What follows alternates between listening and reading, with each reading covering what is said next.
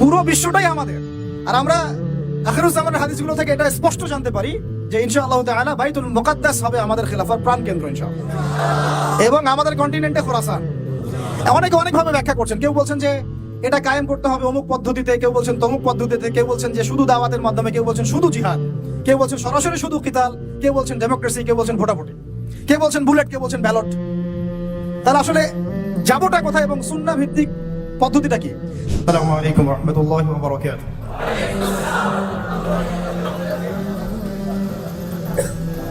আলহামদুলিল্লাহ الذي هدانا لهذا وما كنا لنهتدي لولا أن هدانا الله وصلى الله على نبينا محمد وعلى آله وأصحابه أجمعين. أعوذ بالله من الشيطان الرجيم. بسم الله الرحمن الرحيم.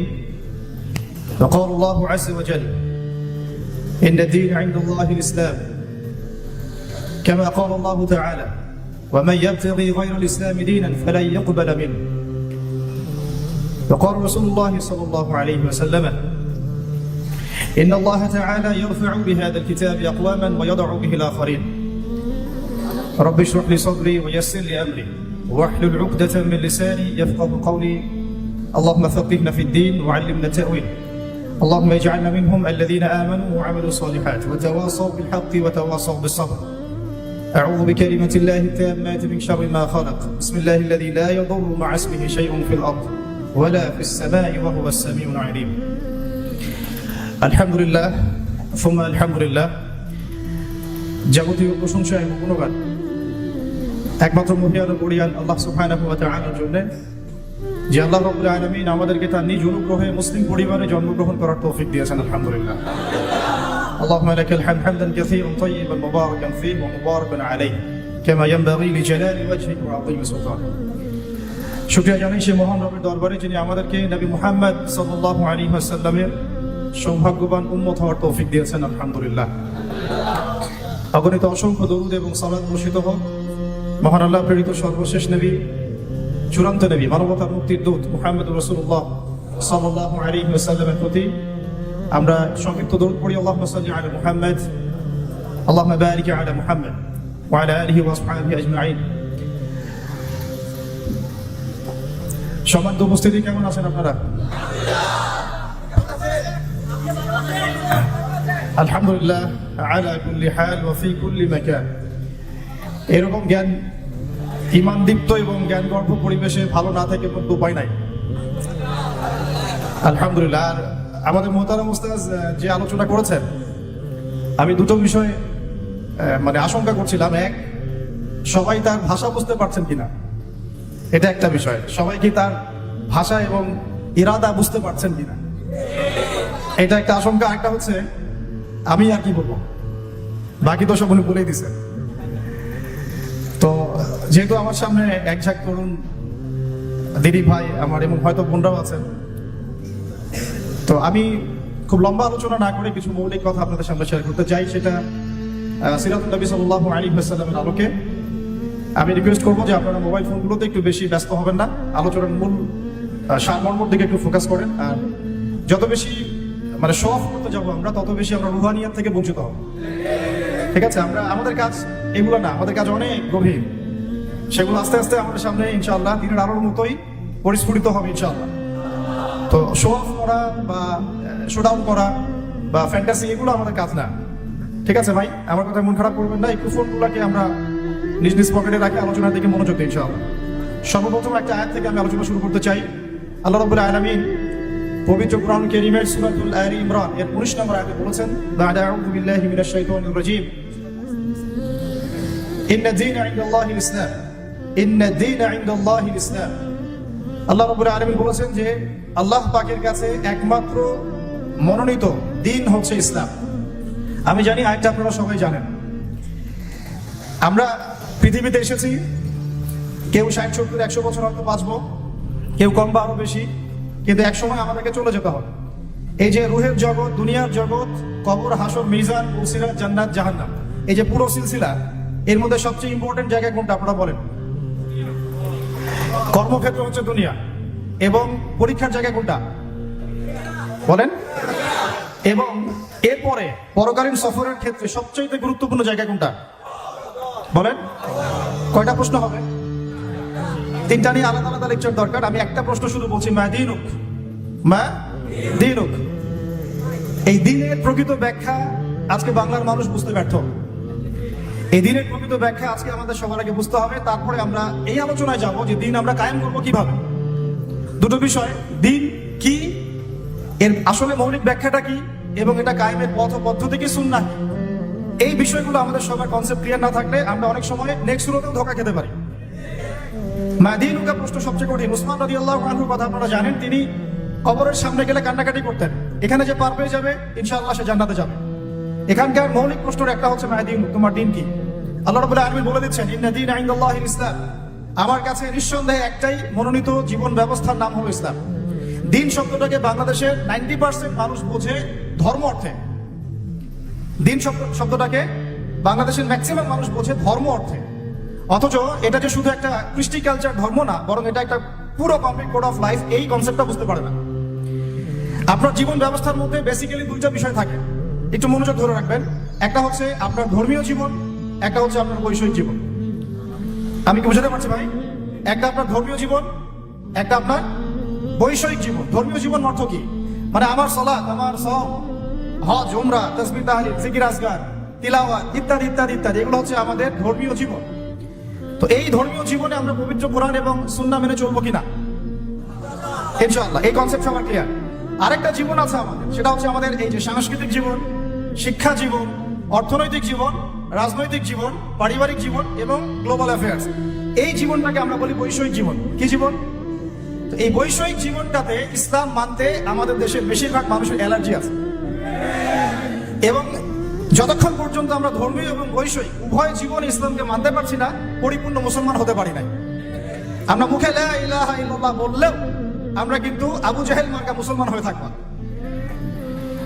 তো আসুন এখান থেকে আপনাদেরকে তিনটা বিষয় আমি একটু বোঝানোর চেষ্টা করি। এক নাম্বার, আমার খুব ক্ষুদ্র জ্ঞানে আমি একটা বিষয় অবজার্ভ করেছি যে পুরো ওয়ার্ল্ডে এখন মানুষ বেসিক্যালি এই দিন শব্দকে কেন্দ্র করে তিনটা ভাগে ভাগ হয়ে গেছে। কয়টা ভাগে ভাই? এক নাম্বার হচ্ছে এমন কিছু মানুষ, এমন এক শ্রেণীর মানুষ যারা অবশ্য সংখ্যা গরিষ্ঠ, যারা ধর্মীয় জীবন, বৈষয়িক জীবন কোনো জীবনেই ইসলামকে মানে না, দিনকে মানে না। না ধর্মীয় জীবনে ইসলামকে মানে, না আল্লাহকে মানে, রাসূলকে মানে, আর না বৈষয়িক জীবনে আল্লাহ, রাসূল, ইসলামকে মানে। এই শ্রেণীটার সংখ্যা বিশ্বে বেশি, পুরো পশ্চিমা সভ্যতা এর মধ্যে অন্তর্ভুক্ত, ইল্লা মাশাআল্লাহ। যে পশ্চিমাদেরকে আমরা এখন আমাদের মাথার উপরে উঠিয়ে নিয়েছি, ঠিক আছে, ওই যে বনু ইসরাঈল তো নাজাত পাওয়ার 40 দিন পর বাছুর পূজা শুরু করেছিল, আমরা তার আগে শুরু করেছি আর কি। ওরা করেছিল বাছুর পূজা, আমরা করছি পশ্চিমা পূজা। তো এই পশ্চিমাদের আদর্শ হচ্ছে তারা ধর্মীয় জীবনেও আল্লাহর অস্তিত্ব স্বীকার করেন না, এবং বৈষয়িক জীবনেও তারা আল্লাহকে স্বীকার করেন না। এটা একটা গডলেস ওয়ার্ল্ড। গড শব্দটা ওদের ভাষায় বললাম। এদের কিছু লেসপেন্সার বাংলাদেশের মাটিতেও আছে, যাদেরকে আমরা বলি নাস্তিক এবং মুরতাদ। যত নাস্তিক মুরতাদ আছে সব এই আকীদাভুক্ত। তারা না বৈষয়িক জীবন আল্লাহকে মানে, আর না ধর্মীয় জীবন আল্লাহকে মানে। তাদের কালিমার আসলে পুরো জুমলার মধ্যে ওদের শব্দ দুইটা, একটা হচ্ছে লা, একটা হচ্ছে ইলাহা। নাস্তিকদের কালিমা কি? শুধু লা ইলাহা, কোনো ইলাহ নাই, নাউযুবিল্লাহ। আর আমাদের পুরো জুমলায় চারটা শব্দ চলে আসে, লা ইলাহা ইল্লাল্লাহ। একটু আগে আপনারা বললেন নাস্তিকদের মধ্যে শুধু এতটুকু আছে, লা ইলাহা, কোনো ইলাহ নাই, নাউযুবিল্লাহি মিন যালিক। তো এই হচ্ছে একটা শ্রেণী যারা দ্বীনের ব্যাখ্যাকে এইভাবে বুঝেছে যে বৈষয়িক জীবনেও তারা দ্বীনকে মানে না, এবং ধর্মীয় জীবনেও আল্লাহর অস্তিত্বকে স্বীকার করে না। এবং এরাই বাংলাদেশের মধ্যে যত নাস্তিকতা এবং মুরতাদ এবং এই সংস্কৃতি চালু করেছে এরাই। এটা একটা শ্রেণী। দ্বিতীয় শ্রেণী হচ্ছে তারা যারা খুব ডেঞ্জারাস। এরা খুবই ডেঞ্জারাস, কারণ এদেরকে নিয়ে আমাদের সমস্যা বেশি। কারণ নাস্তিকরা তাদের অবস্থান স্পষ্ট, তারা ইসলামকে মানে না। কিন্তু দ্বিতীয় শ্রেণী যারা, তারা আমাদের সাথেই চলাফেরা করে, আমাদের পাশেই সালাত আদায় করে, এবং পুরো কালিমাটাই পড়ে লা ইলাহা ইল্লাল্লাহ, কখনো কখনো মুহাম্মদুর রাসূলুল্লাহ বলে। কিন্তু ধর্মীয় জীবনে তারা কোনো কোনো ক্ষেত্রে আল্লাহকে মানলেও, ইসলামকে মানলেও, নামাজ, রোজা, হজ, যাকাত ইত্যাদি করলেও বৈষয়িক জীবনে, অর্থাৎ আপনার সাংস্কৃতিক জীবনে, অর্থনৈতিক জীবনে এবং স্পেশালি রাজনৈতিক জীবনে তারা ইসলামকে 5 পয়সা মূল্যায়ন করতে চান না।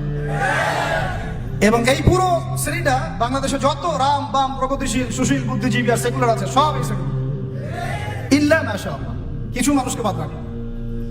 দ্বিতীয় শ্রেণীটা আমাদের জন্য সবচেয়ে বেশি ডেঞ্জারাস এই কারণে, কারণ প্রথম শ্রেণীটা আমাদেরকে সরাসরি ওই যে জঙ্গি মৌলবাদী সব বলে না। এই দ্বিতীয় শ্রেণীর যারা, তারা আমাদেরকে, অর্থাৎ তৃতীয় শ্রেণীর মানুষকে, যেটা আমি এখন আলোচনা করি নাই, তাদেরকে বলে যে তারা হচ্ছে ধর্মান্ধ, তারা হচ্ছে মৌলবাদী, তারা হচ্ছে ইত্যাদি সন্ত্রাসী, তারা হচ্ছে উগ্রপন্থী, তারা হচ্ছে কি বলবো, হ্যাঁ বলেন, এই শব্দগুলো তারা প্রয়োগ করে এই দ্বিতীয় শ্রেণীর মানুষরা। অথচ তারা কিন্তু আমাদের সমাজেই চলাফেরা করে, আমাদের সাথেই নামাজ পড়ে, জুমার নামাজেও আসে, মারা গেলে জানাজাও পড়ানো হয়। তারা নামাজ হচ্ছে হজ জাকাতও করে, মাঝে মাঝে হজ আমরা বছর বছর করে। এবং আমরা মাঝে মাঝে দেখি যে তারা মদিনায় বসে 20 টাকার নামাজ পড়তেছে 9 মিনিটে।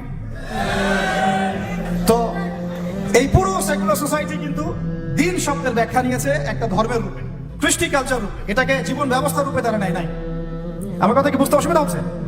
আচ্ছা, আর এর বাইরে যারা আছে তৃতীয় শ্রেণীর মানুষ, তারা দিনের পরিপূর্ণ ব্যাখ্যা গ্রহণ করতে সক্ষম হয়েছে, আলহামদুলিল্লাহ।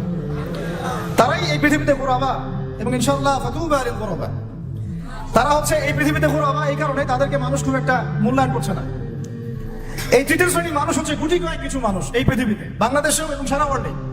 তারা ধর্মীয় জীবনেও এক আল্লাহর তাওহীদ ছাড়া কিছুই বোঝে না, এবং বৈষয়িক জীবনে, অর্থাৎ আপনার সংস্কৃতি, আপনার অর্থনীতি, রাজনীতি, পারিবারিক নীতি, শিক্ষানীতি, এই নীতিগুলোতে ইসলাম অর্থাৎ কোরআন এবং সুন্নাহ ব্যতীত অন্য কোনো দর্শনের তারা ধার ধারে না। তো দিন শব্দকে কেন্দ্র করে এইভাবে মানুষ 3 ভাগে ভাগ হয়ে গেছে। এখন আপনারা কোন দলে থাকতে চান?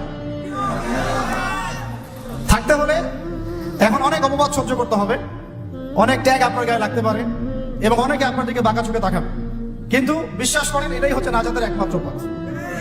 কেন? আল্লাহ পাক এই সূরার, এই আলে ইমরান সূরারই 85 নম্বর আয়াতে গিয়ে বলেছেন যে ওয়ামান ইয়াবতাগি গায়রাল ইসলামি দীনান ফালান ইউকবালা মিন। যারা মাদ্রাসার দেয়ালে হেঁটেছে, মানে দরজায় হেঁটেছে, দরজার সামনে দাঁড়িয়েছে কখনো, তারাও এই আয়াতের অর্থ ভালো করে জানে।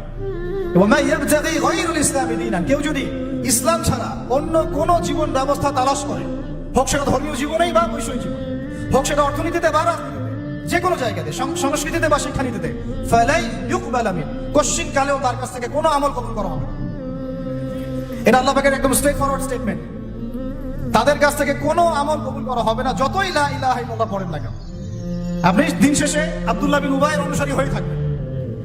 আমরা কিন্তু আমাদের নবীজিকে সাল্লাল্লাহু আলাইহি ওয়াসাল্লাম, নাম আসলে পড়বো ইনশাআল্লাহ, আর তাকে কিন্তু আমরা কখনো হয়তো দেখি নাই, অনেকে স্বপ্নেও দেখি নাই, তাই না?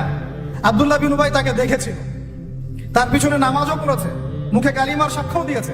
আমাদের নবীজি তার নিজের জামা দিয়ে তাকে দাফন করেছে, কিন্তু সে কোথায় যাবে? জান্নাতে না জাহান্নামে? কেন যাবে? কারণ কি? কারণ সে মুখে মুখে ইসলাম স্বীকার করলেও মন থেকে স্বীকার করে নাই। কিছু কিছু ইসলামের বিধিবিধান সে পালন করতো ঠিকই, কিন্তু ইসলামকে একটা কোড অফ লাইফ হিসেবে সে কখনো গ্রহণ করে না। তাহলে আমাদের সোকল ডেমোক্রেটিকদের কি অবস্থা হবে? সোকল সেকুলারদের আপনাদের কি অবস্থা হবে? ভাইদেরকে বলছে, হয়তো তারা এই মেসেজটা জানে না। আমাদের কাজ তো দাওয়া দেয়া, আমাদের কাজ সবসময় এগ্রেসিভ হওয়া না, আমাদের কাজ কি? দাওয়া দেয়া। ফাযাক্কির ইন্নামা আনতা মুযাক্কির লাস্তা আলাইহিম বিমুসাইতির। অন্য সূরাতে আল্লাহ পাক বলেছেন না, ফাযাক্কির ইন নাফআতি যিকরা সায়াযাক্কারু মান ইয়াখশা। যে আল্লাহকে ভয় করে সে শীঘ্রই দেখবেন যে ফিরে আসছে ইনশাআল্লাহ, উপদেশ গ্রহণ করছে। তো তৃতীয় শ্রেণীর মানুষ আমরা যারা, আমাদেরকে খুব ভালো করে খেয়াল রাখতে হবে যে জীবনের কোনো অংশে যেন আমরা ইসলাম ছাড়া অন্য কোনো দর্শনের পরোয়া না করি। এখানে আল্লাহ পাক স্ট্রেট ফরওয়ার্ড বলে দিয়েছেন, ফালাই ইউকবালা মিন, তার কাছ থেকে কোশ্চিন কালেও কবুল করা হবে না। লাই ইউকবাল, তার মানে আপনি যদি নামাজ রোজা হজ যাকাতও করেন, কিন্তু অর্থনৈতিক জীবনে আপনি সুদকে প্রাধান্য দেন, আপনার আমল কবুল হচ্ছে না। মানে অর্থনৈতিক জীবনে আপনি সুদখোর, এদিকে নামাজি, এই আমল কবুল হচ্ছে না। হবে কি? বরং আপনি মায়ের সাথে জেনাকারী হচ্ছেন, নাউযুবিল্লাহ। বরং আপনি আল্লাহ এবং রাসূলের সাথে যুদ্ধ ঘোষণাকারী হচ্ছেন। আপনারা তো সবাই হাদিসগুলো পড়েছেন, এখানে বড় বড় ওলামা কেরামরা আছেন। 36 বার জিনা করলে যে পাপ হয়, 1 দিরহাম সুদ খেলে সে পাপ হয়। আর দিরহাম কি, এটা বুঝাতে গেলে অর্থনীতিতে আলোচনা যেতে হবে। আমরা তো অনেক আগে থেকে বলেছিলাম দিনার, দিরহাম ইসলামিক কারেন্সি ছিল।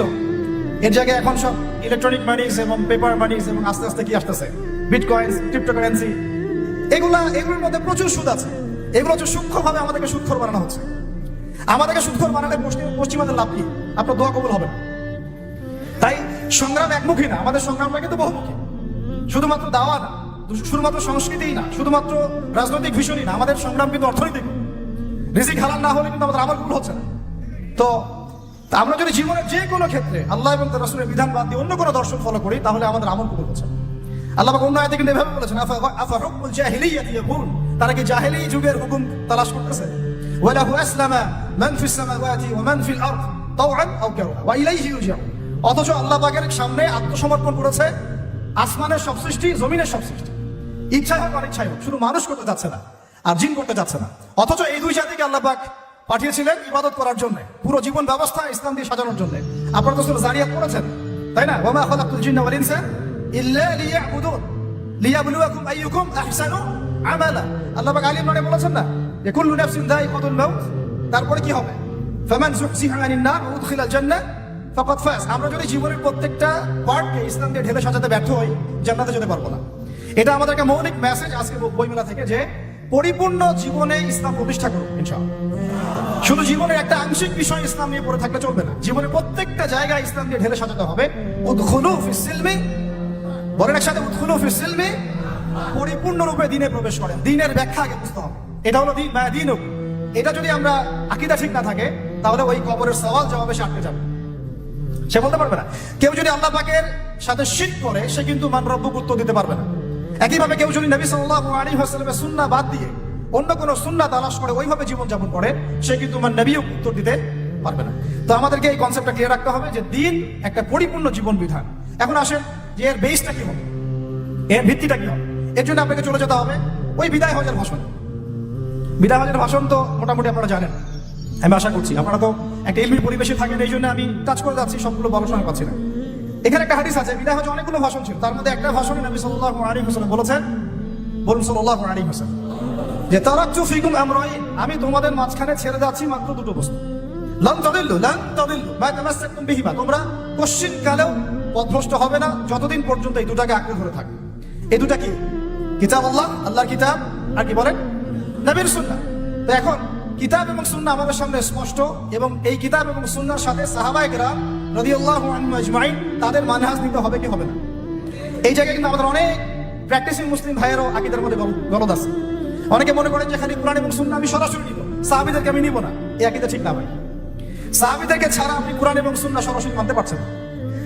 কারণ অন্য হাদিসে নবী সাল্লাল্লাহু আলাইহি ওয়াসাল্লাম বলেছেন, আলাইকুম বিসুন্নতি, তোমাদের উপর আমার সুন্নাতটা কি ওয়াজিব, এটা পালন তোমাদের করতেই হবে, ম্যান্ডেটরি। ওয়া সুন্নতি খুলাফায়ে রাশিদিন মাহদিন মিন বাদি, এবং আমার পরে খুলাফায়ে রাশিদার সুন্নাত তোমাদেরকে মানতে হবে।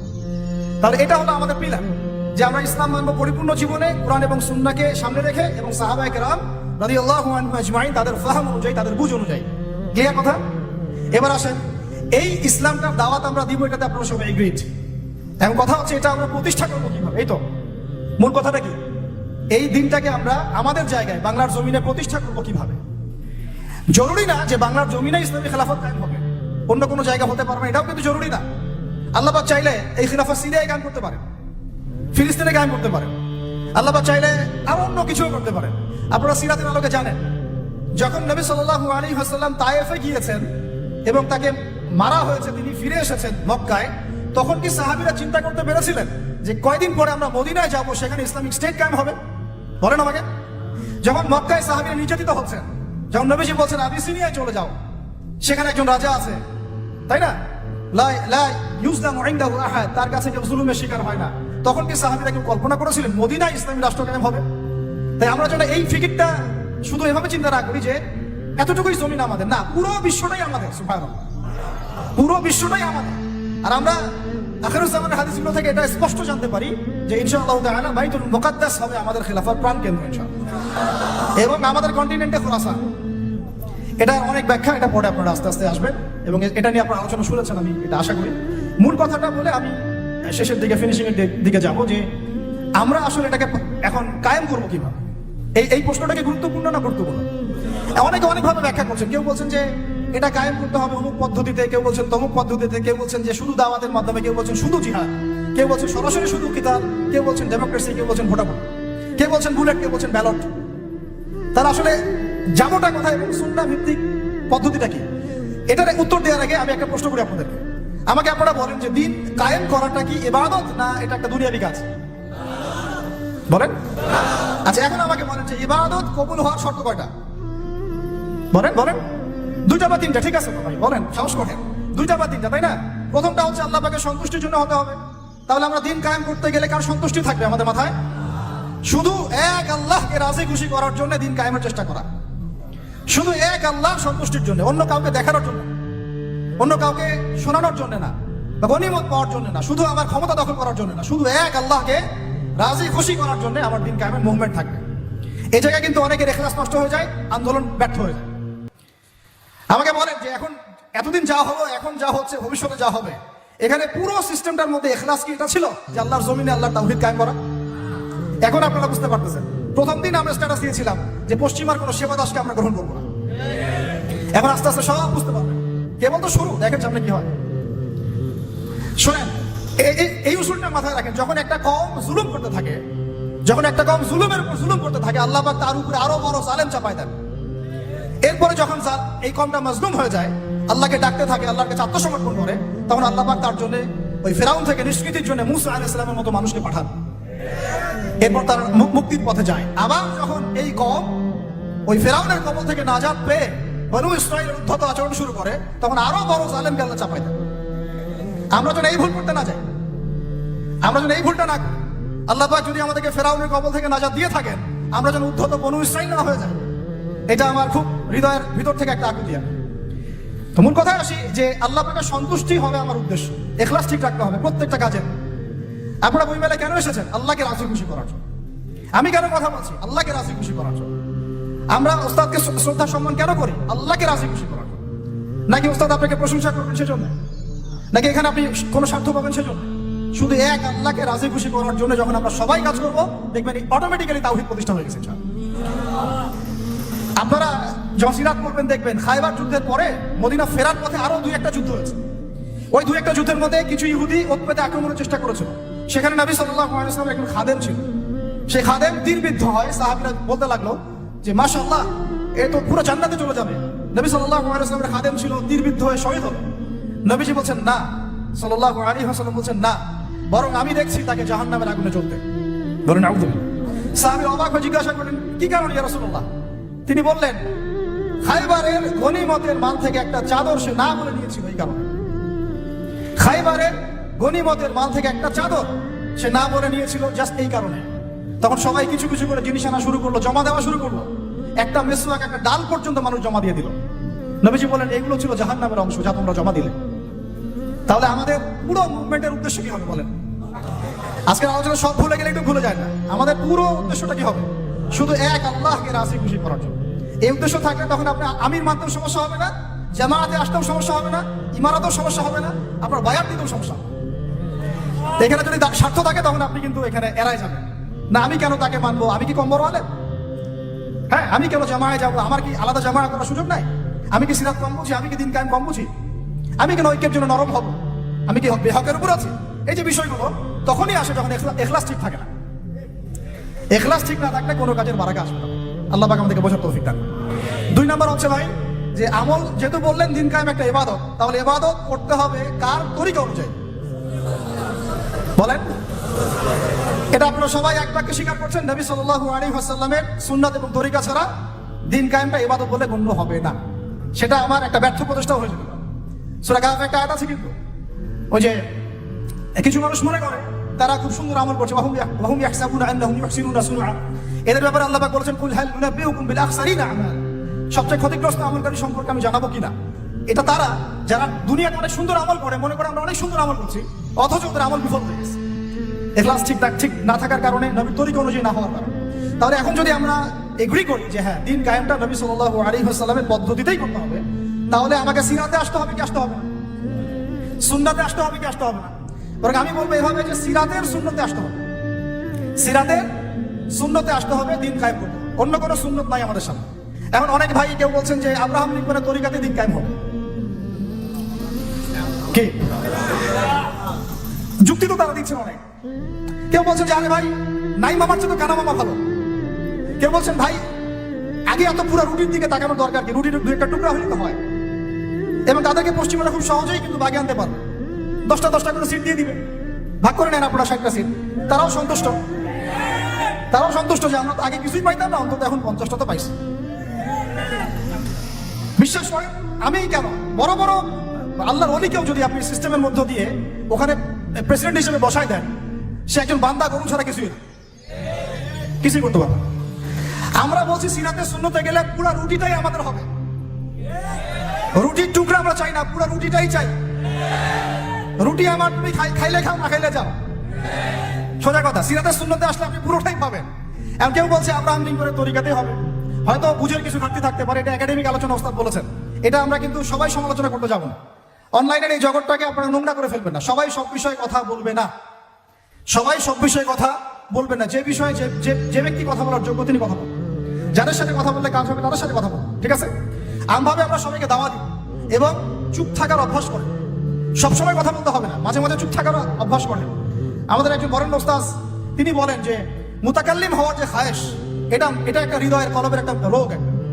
মুতাকাল্লিম হওয়ার যে খায়েশ মানুষের মধ্যে থাকে যে আমাকে সব বিষয়ে কথা বলতে হবে, এটা অন্তরের একটা রোগের নাম। তো এটা যদি একটা ইবাদত হয় তাহলে সিরাতের সুন্নতে আসতে হবে আমরা এগৃহীত, ঠিক আছে? এখন দ্বিতীয় কথা হচ্ছে, 3 নম্বর শর্তটা আরো ডেঞ্জারাস, সেটা হচ্ছে রিজিক হালাল হতে হবে।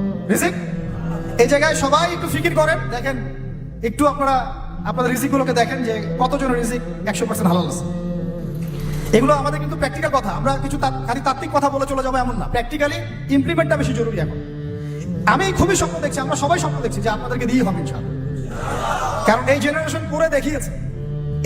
করে দেখিয়েছে, এবং তারা আমাদেরকে দেখিয়েছে কোন ভাষায় কথা বললে কাজ হয়।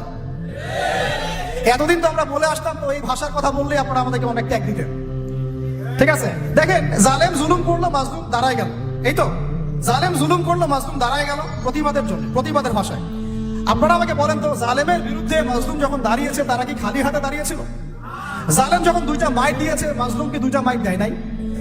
জালেমদের অনেকে যখন মাজলুমদের অনেকে শহীদ করেছে, তো জালেমদের দলেও কি কিছু মানুষ মারা যায় নাই? তো এটা কি একটা কনফ্লিক্ট হয়নি রাস্তাঘাটে? তো গণতান্ত্রিক প্রক্রিয়া এই কনফ্লিক্টটাকে আপনি জায়েজ করে নিলেন তো? গণতান্ত্রিক প্রক্রিয়া এই কনফ্লিক্টটাকে আপনি জায়েজ করে নিলেন তো? মাশাআল্লাহ।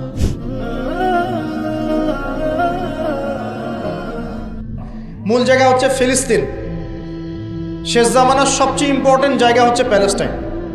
শেষ জামানার যত বড় বড় ঘটনাগুলো ঘটবে, ইমাম মাহাদির আগমন, মুসলিম বাহিনীর বিজয়, জেরুজালেম পুনরুদ্ধার, ইসলামিক খেলাফত প্রতিষ্ঠা, ঈসা আলাইহিস সালামের আগমন, সব ওই জায়গাকে কেন্দ্র করে। সবকিছুই ওখানেই দাজ্জাল বের হবে, দাজ্জালকে আবার মারাও হবে সেখানে, সবকিছু ওখানে। কিন্তু ওই দিক থেকে মুসলিমদের দৃষ্টি ফোকাস করে অন্যদিকে সরিয়ে দেওয়া হয়েছে। ফিলিস্তিনিদেরকে দেখলে গুলি মেরে দিতে বলা হয়েছে, দেখেছেন? দেখেন নাই মনে হয়? আমরা যে মসজিদটা দেখেছি আল আকসা, দেখেছেন?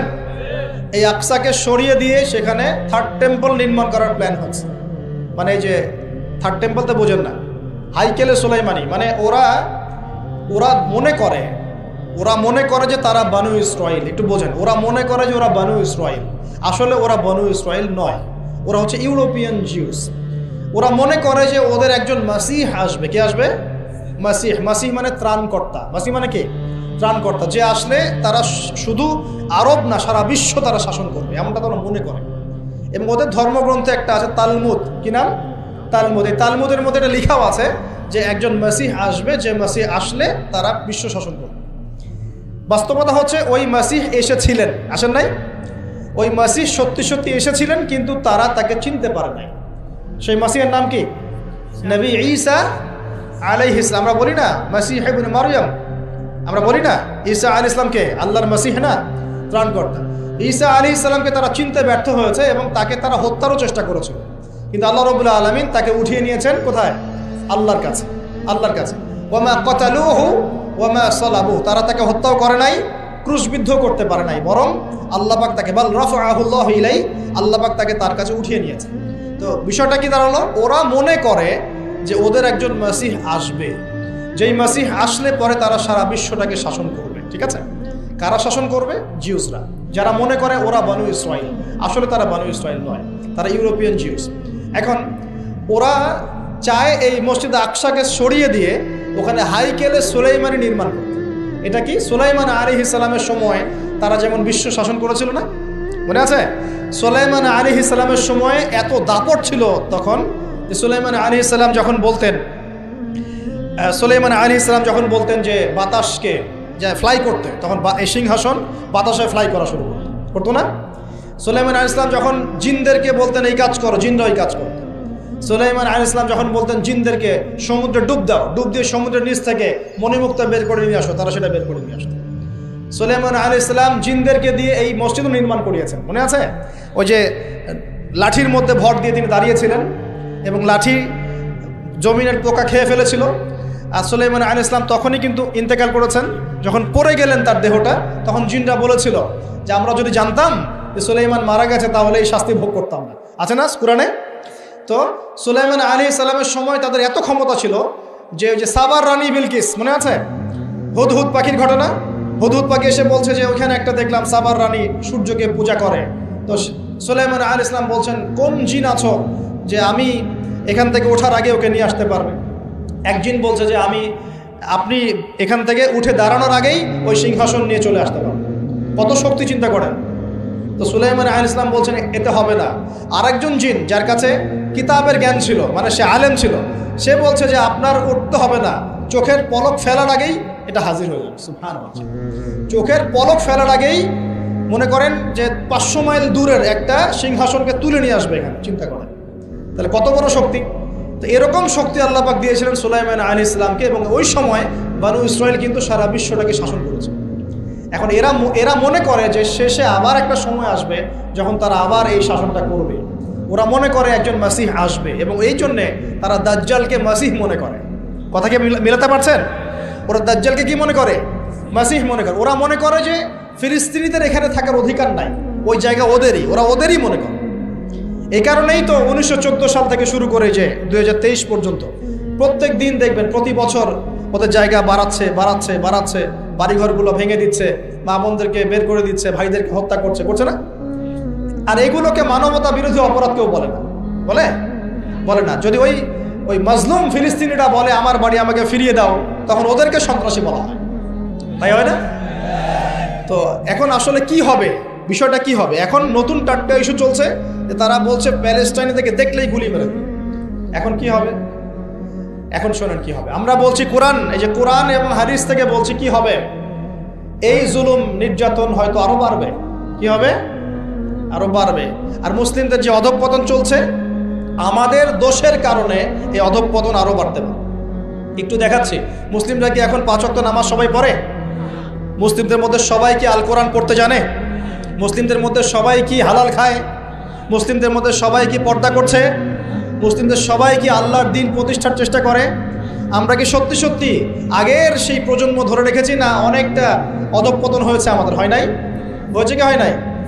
আমরা আসলে আমাদের নিজেদের আধ্যাত্মিকত্ব, আমাদের ঈমান, আমাদের আমল এগুলোকে কমিয়েছি। এ কারণেই ইসলামের বিরোধী শক্তি যারা আছে এরা কিন্তু শক্তি অর্জন করতে পেরেছে। একটা সময় কিন্তু এমন ছিল না। তো কোরআন সুন্নাহ যা বলছে দিন দিন এগুলো হয়তো বাড়তে পারে। একটা সময় আসবে যখন জুলুম সর্বত্র ছড়িয়ে যাবে, তখন আল্লাহ রাব্বুল আলামিন তার মনোনীত কিছু বান্দাকে বের করবেন এবং তাদের মধ্যে একজনকে নেতা বানাবেন। তার নাম হচ্ছেন ইমামুল মাহদি। কি নাম? ইমামুল মাহদি। তার নাম কিন্তু ইমাম মাহদি নয়, তার নাম মুহাম্মদ। তার নাম কি?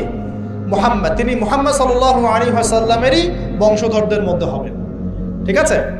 এবং তার নাম হবে মুহাম্মদ, বাবার নাম হবে আব্দুল্লাহ, মায়ের নাম হবে আমিনা। একদম নবী সাল্লাল্লাহু আলাইহি ওয়াসাল্লামের মতোই। তার হাত ধরে মুসলিমরা ইনশাআল্লাহ এই জুলুমের বিরুদ্ধে লড়বে, এবং ইনশাআল্লাহ ওই যে জায়গায় সারা বিশ্বে যে জুলুম দেখছেন এগুলো আস্তে আস্তে উঠে যাবে এবং তারা বিশ্বের উপর রাজত্ব কায়েম করবে ইনশাআল্লাহ। এরপরে বের হবে মাসিহুদ দাজ্জাল। কে বের হবে? দাজ্জাল। এ আবার কে? যাকে নবী সাল্লাল্লাহু আলাইহি ওয়াসাল্লাম বলেছেন যে পৃথিবীতে তার মতো বড় কোনো ফিতনা আসে নাই। সে পৃথিবীতে এসে খোদা দাবি করবে, বলবে আমি আল্লাহ। কি বলবে? আমি আল্লাহ। সে এক হাতে জান্নাত এক হাতে জাহান্নাম নিয়ে ঘুরবে। মানে সত্যিকারের জান্নাত জাহান্নাম নয় এটা হচ্ছে যে তাকে মেনে নিবে সে তার কোনো ক্ষতি করবে না, তাকে সুখ শান্তিতে রাখবে, এই জান্নাত। আর যে তাকে মানবে না তাকে সে ধ্বংস করে দিবে, এটা জাহান্নাম, আযাব। জান্নাতকে হাতে নিয়ে ঘোরা যায়? রূপক অর্থে বলা হয়েছে। সে বৃষ্টি দিতে পারবে, সে ফসল বেশি করে দিবে, যারা ওর আনুগত্য করবে তাদেরকে ফসল বাড়িয়ে দিবে, তার গুপ্তধন তার পিছু করবে, যারা তাকে মেনে নিবে ওদেরকে গুপ্তধন দিবে, আর অনেক কিছু সে করবে। সে এক কথায় পুরো বিশ্বটাকে নিয়ন্ত্রণ করে ফেলবে। কি করবে? পুরো বিশ্বকে নিয়ন্ত্রণ। কতদিন করবে? 40 দিন। কতদিন? 40 দিন। যার প্রথম দিন হচ্ছে 1 বছরের সমান, দ্বিতীয় দিন হবে 1 মাসের সমান, আর তৃতীয় দিন হবে 1 সপ্তাহের সমান। বাকি দিনগুলো আমাদের দিনের মতোই হবে। কিভাবে এটা হবে আল্লাহ ভালো জানেন, আমরা জানি না, ব্যাখ্যাও করতে পারবো। এটা ব্যাখ্যা করার মতো জ্ঞান আমাদের কাছে নাই। তবে এই জুলুম চিরস্থায়ী হবে না। আচ্ছা, একটা কথা একটু বোঝেন দেখি। মনে করেন এই ভাই, আপনার নাম কি? কি নাম আপনার? হ্যাঁ, শহীদুল্লাহ ভাই মনে করেন বিশ্বের শাসক, কথার কথা বলছে। শহীদুল্লাহ ভাই মনে করেন এই বিশ্বটাকে শাসন করতে চায়। তাহলে শহীদুল্লাহ ভাইকে এই বিশ্বের রাজনীতি শাসন করতে হবে না? এই বিশ্বের অর্থনীতি শাসন করতে হবে না? এই বিশ্বের কালচার, মিডিয়া, প্রযুক্তি, অস্ত্রশস্ত্র এগুলো ডমিনেট করতে হবে না?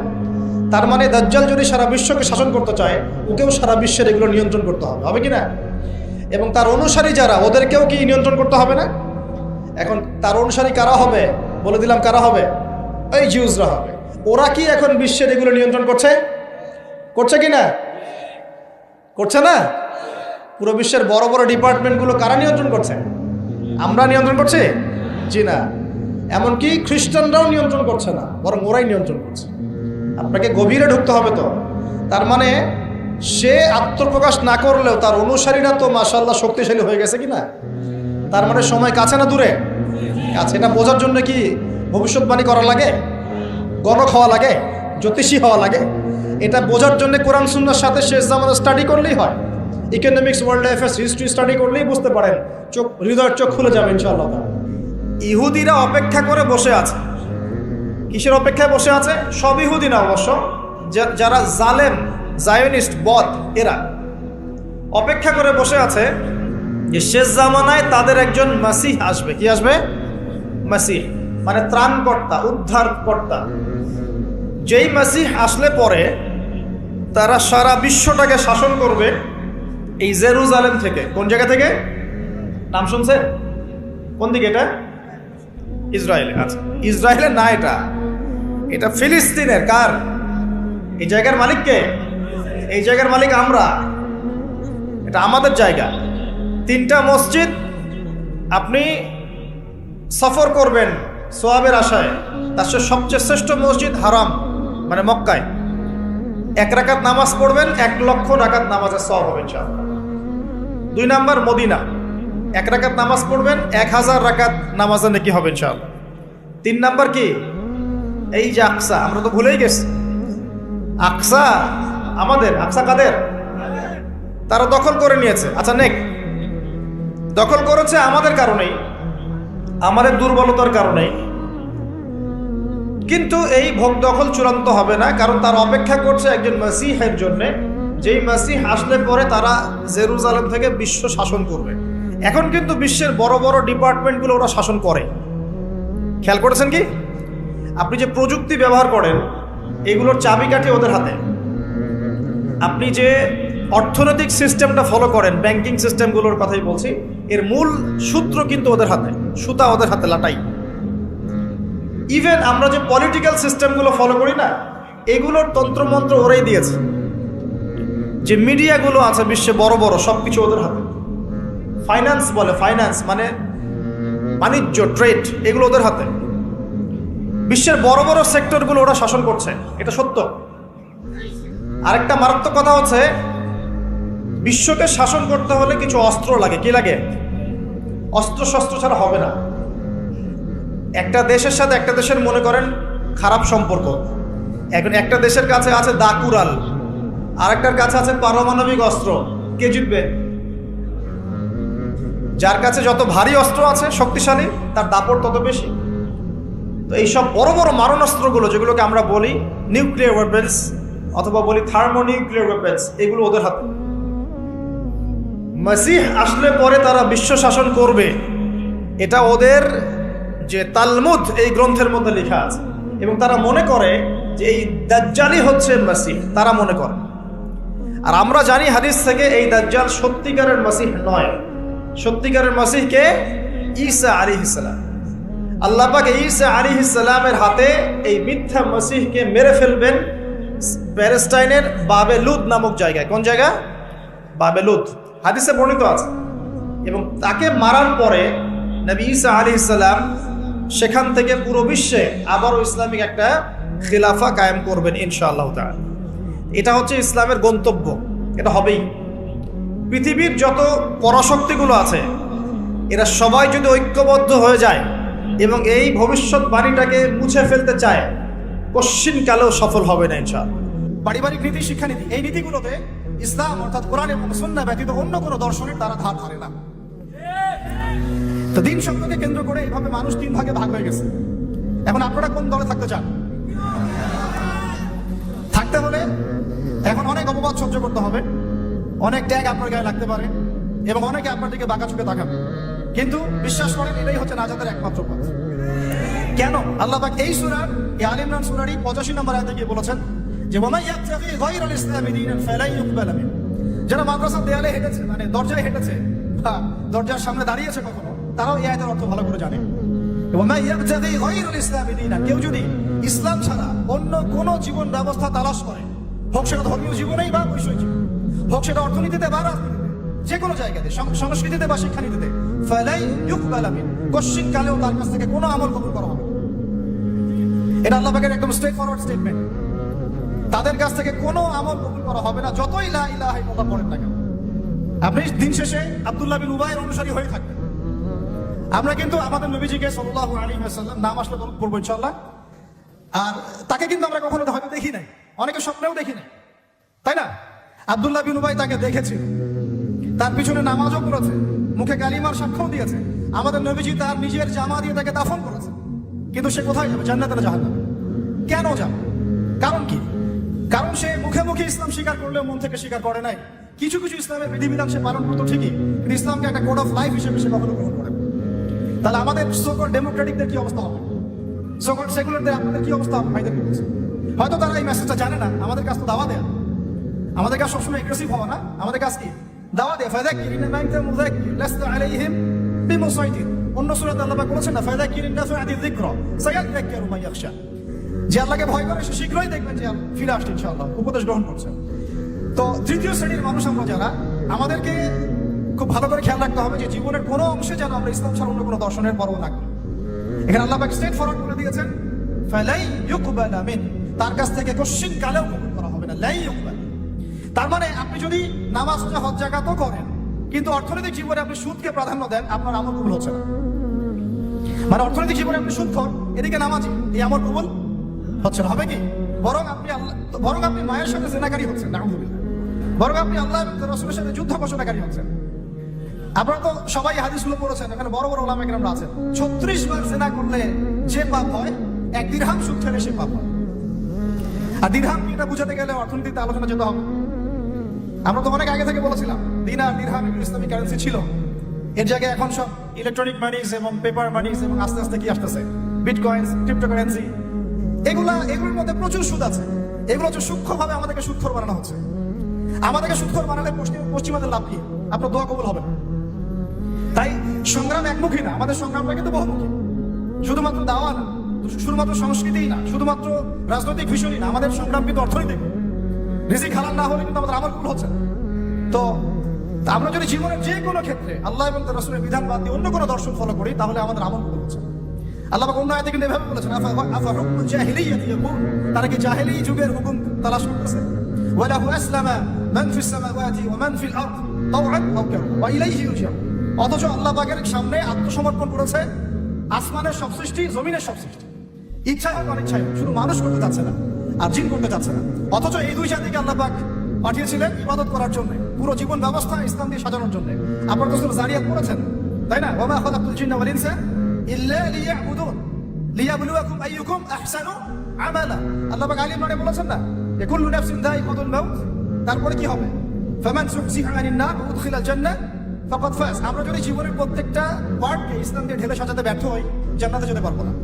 এটা আমাদেরকে মৌলিক মেসেজ আজকে বইমেলা থেকে, যে পরিপূর্ণ জীবনে ইসলাম প্রতিষ্ঠা করুন ইনশাআল্লাহ। শুধু জীবনের একটা আংশিক বিষয় ইসলাম নিয়ে পড়ে থাকলে চলবে না, জীবনের প্রত্যেকটা জায়গায় ইসলাম দিয়ে ঢেলে সাজাতে হবে। উদখুলু ফিস সিলমি, বলেন একসাথে, উদখুলু ফিস সিলমি, পরিপূর্ণরূপে দ্বীনে প্রবেশ করেন। দ্বীনের ব্যাখ্যা আগে বুঝতে হবে। এটা হলো দ্বীন। এটা যদি আমরা আকীদা ঠিক না থাকে, তাহলে ওই কবরের সওয়াল জবাবে সে আটকে যাবে, সে বলতে পারবে না। কেউ যদি আল্লাহ পাকের সাথে শিরক করে, সে কিন্তু মান রব্বুক উত্তর দিতে পারবে না। একইভাবে কেউ যদি নবী সাল্লাল্লাহু আলাইহি ওয়াসাল্লামের সুন্নাহ বাদ দিয়ে অন্য কোনো সুন্নাহ তালাশ করে ওইভাবে জীবনযাপন করে, সে কিন্তু মান নবীও উত্তর দিতে পারবে না। তো আমাদেরকে এই কনসেপ্টটা ক্লিয়ার রাখতে হবে যে দ্বীন একটা পরিপূর্ণ জীবন বিধান। এখন আসেন যে এর বেসটা কি হবে, এর ভিত্তিটা কি হবে। এর জন্য আপনাকে চলে যেতে হবে ওই বিদায় হজের ভাষণ। বিদায় হজের ভাষণ তো মোটামুটি আপনারা জানেন, আমি আশা করছি। আপনারা তো একটা ইলমি পরিবেশে থাকেন, এই জন্য আমি টাচ করে যাচ্ছি, সবগুলো বলার সময় পাচ্ছি না। এখানে একটা হাদিস আছে, বিদায় হচ্ছে অনেকগুলো ভাষণ ছিল, তার মধ্যে একটা ভাষণে নবী সাল্লাল্লাহু আলাইহি ওয়াসাল্লাম বলেছেন, বলুন সাল্লাল্লাহু আলাইহি ওয়াসাল্লাম, যে তারাকতু ফিকুম আমরাইন, আমি তোমাদের মাঝখানে ছেড়ে যাচ্ছি মাত্র দুটো বস্তু, লান তাদিল্লু মা তামাসসাকতুম বিহিমা, তোমরা কোশ্চিন কালেও পথভ্রষ্ট হবে না যতদিন পর্যন্ত এই দুটাকে আঁকড়ে ধরে থাকবে। এই দুটা কি? কিতাবুল্লাহ, আল্লাহর কিতাব, আর কি বলেন, নবীর সুন্নাহ। তো এখন কিতাব এবং সুন্নাহ আমাদের সামনে স্পষ্ট, এবং এই কিতাব এবং সুন্নাহর সাথে সাহাবায়ে কেরাম রাদিয়াল্লাহু আনহুম আজমাইন তাদের মানহাজ নিতে হবে কি হবে না? এই জায়গায় কিন্তু আমাদের অনেক প্র্যাকটিসিং মুসলিম ভাইয়েরও আকীদার মধ্যে গলদ আছে।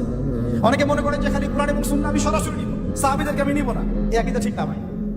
সাহাবীদেরকে ছাড়া আপনি কোরআন এবং সুন্নাহ সরাসরি মানতে পারছেন না।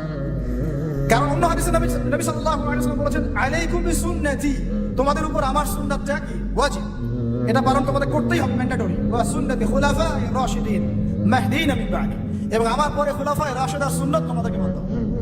তাহলে এটা হলো আমাদের পিলার, যে আমরা ইসলাম ধর্ম পরিপূর্ণ জীবনে কোরআন এবং সুন্নাহকে সামনে রেখে, এবং সাহাবায়ে কেরাম রাদিয়াল্লাহু আনহুম আজমাইন তাদের ফাহম অনুযায়ী, তাদের বুঝ অনুযায়ী। ক্লিয়ার কথা? এবার আসেন, এই ইসলামটার দাওয়াত আমরা দিব, এটাতে আপনারা সবাই এগ্রিড। এখন কথা হচ্ছে এটা আমরা প্রতিষ্ঠা করবো কিভাবে? এই তো মূল কথাটা কি, এই দিনটাকে আমরা আমাদের জায়গায় বাংলার জমিনে প্রতিষ্ঠা করবো কিভাবে? জরুরি না যে বাংলার জমিনে ইসলামী খেলাফত কায়েম হবে, অন্য কোনো জায়গা হতে পারবে, এটাও কিন্তু জরুরি না। আল্লাহ পাক চাইলে এই খেলাফত সিরিয়ায় কায়েম করতে পারে, ফিলিস্তিনে কায়েম করতে পারে, আল্লাহ পাক চাইলে আরো অন্য কিছুও করতে পারে। আপনারা সিরাতের আলোকে জানেন, যখন নবী সাল্লাল্লাহু আলাইহি ওয়াসাল্লাম তায়েফে গিয়েছেন এবং তাকে মারা হয়েছে, তিনি ফিরে এসেছেন মক্কায়, তখন কি সাহাবীরা চিন্তা করতে পেরেছিলেন যে কয়দিন পরে আমরা মদিনায় যাব, সেখানে ইসলামিক স্টেট কায়েম হবে? বলেন আমাকে। যখন মক্কায় সাহাবীরা নির্যাতিত হচ্ছেন, যখন নবীজি বলছেন আবিসিনিয়ায় চলে যাও, সেখানে একজন রাজা আছে, তাই না, লা ইউজলামু ইনদাহু আহাদ, তার কাছে কেউ জুলুমের শিকার হয় না, তখন কি সাহাবীরা কেউ কল্পনা করেছিলেন মদিনায় ইসলামী রাষ্ট্র কায়েম হবে? তাই আমরা যেন এই ফিকিরটা শুধু এভাবে চিন্তা না করি যে এতটুকুই জমিন আমাদের, না, পুরো বিশ্বটাই আমাদের। সুবহানাল্লাহ, পুরো বিশ্বটাই আমাদের। আর আমরা আখিরুজ জামানের হাদিসগুলো থেকে এটা স্পষ্ট জানতে পারি যে ইনশাআল্লাহ তাআলা বাইতুল মুকাদ্দাস হবে আমাদের খেলাফার প্রাণ কেন্দ্র ইনশাআল্লাহ, এবং আমাদের কন্টিনেন্টে খোরাসান। এটা অনেক ব্যাখ্যা, এটা পরে আপনারা আস্তে আস্তে আসবেন, এবং এটা নিয়ে আপনারা আলোচনা শুনেছেন, আমি এটা আশা করি। মূল